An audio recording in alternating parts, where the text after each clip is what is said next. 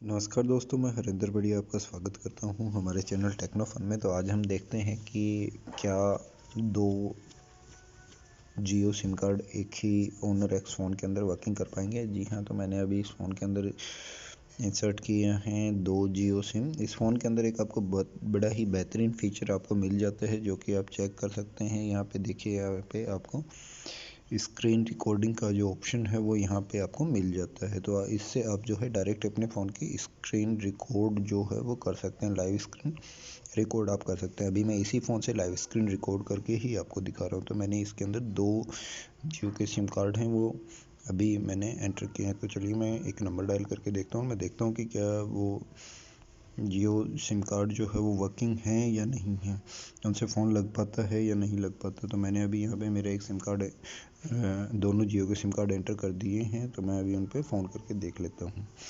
तो 121 के ऊपर कॉल करते हैं।